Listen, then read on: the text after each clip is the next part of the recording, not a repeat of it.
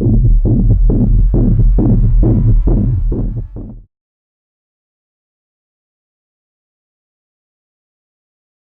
name is Adrienne Lopez, journalist for Santiago Television, and I'm here talking with Team Rubicon USA. We're going to do a quick run through the names. Jake Wood, President of Team Rubicon. Mark Hayward, Chief Medical Officer for this mission. And William McNulty, I'm the co-founder of Team Rubicon. So we'll start with Jake. Jake, can you give us a little background on the organization and the motivation for founding it in the United States, right? The organization really started right when Haiti happened. I was sitting around in my apartment watching the news, and the images on the TV just kind of struck me. And I knew that with my background, having been in the Marine Corps and having been to Iraq and Afghanistan, I knew that it was something that I felt compelled to respond to. So what I did was I simply started calling a couple friends, and really all I was looking for was one or two guys to go down there with me, simply to do whatever we could.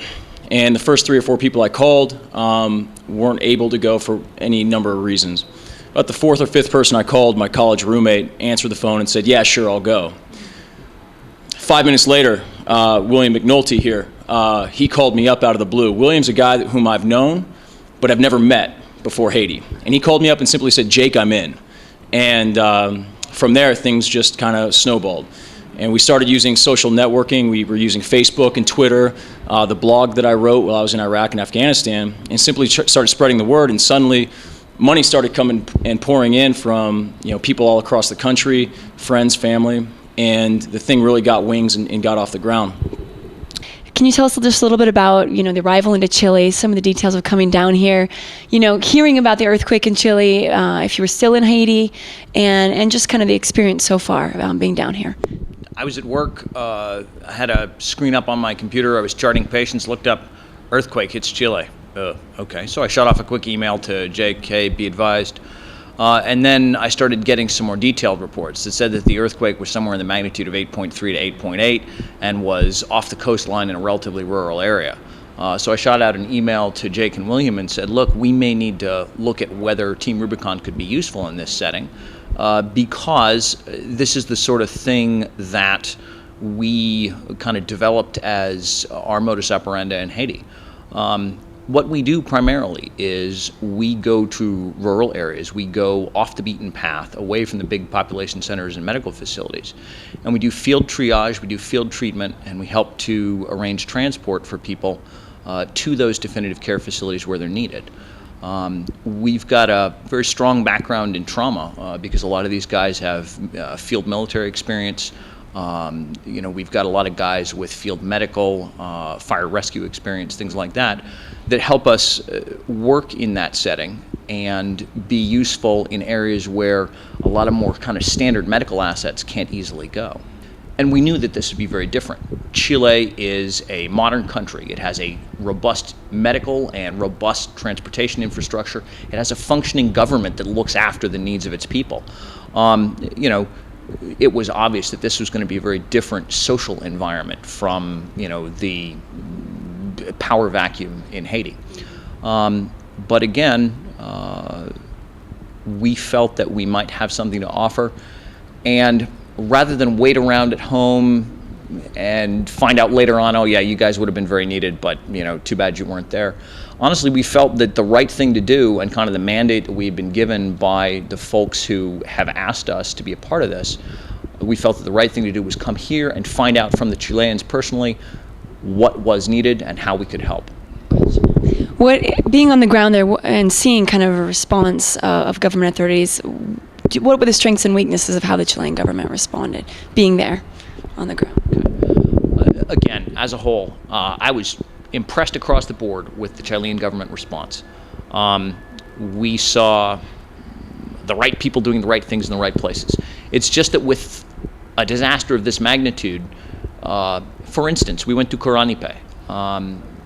One of the great strengths of the Chilean system is that they have postas and consultorios, little medical clinics in the outlying areas. That was great. Those were the guys who were your first responders, the Chilean first responders to the earthquake. But in Coranipe, the posta was washed out to sea by the tsunami.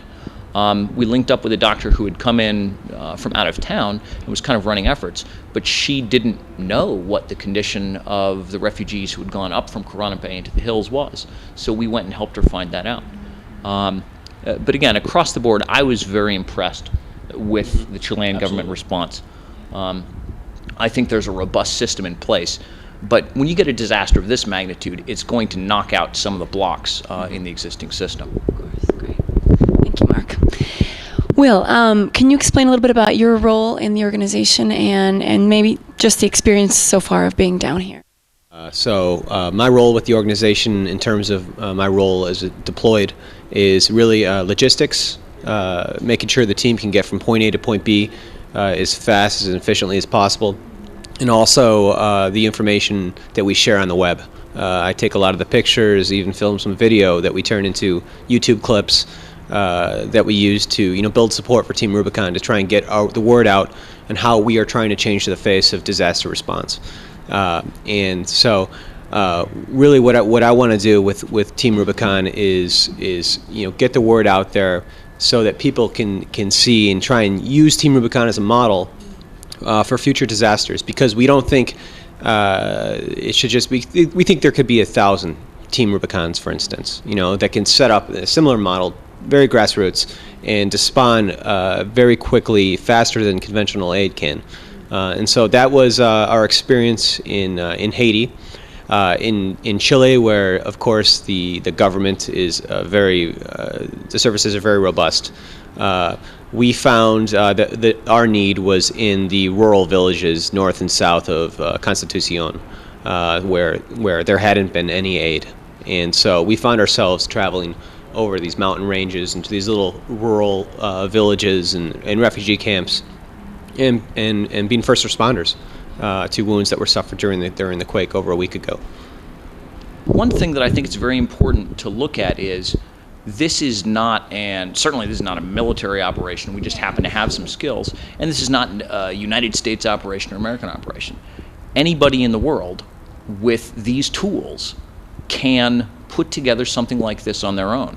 And frankly, what I think we really hope is that by letting people know what we've been doing and how we've been doing it, we would like to see people all over the world developing their own, Equipaje Rubicon or whatever, developing their own local organizations in response to the needs in their communities. And again, it doesn't necessarily have to be disaster relief. There are problems that exist before and after disasters. People can work together and find solutions to some seemingly very big problems by chipping at it on an individual basis. And I think this model is one that could be used successfully by anyone who has these tools. Well, the name Team Rubicon came about. William and I were talking nonstop the 3 days prior to us leaving for Haiti. And he called me up and said, Jake, this is getting so big, I think we need to make a name for it. And we started running some names by each other, and William has started a number of ventures on his own. And so he has a list of names that he's gone through and vetted. And he started running down the list. And there were a number of Latin names, and he ended up repeating Rubicon a number of times. And I actually didn't know the history behind the Rubicon. And so I asked him about it, and he said, well, it's a phrase that journalists often use as, once you cross the Rubicon, it's the point of no return. And so I did a quick Google search, and I read through the history of it, and it has to do with Julius Caesar crossing the Rubicon River, which separated Gaul and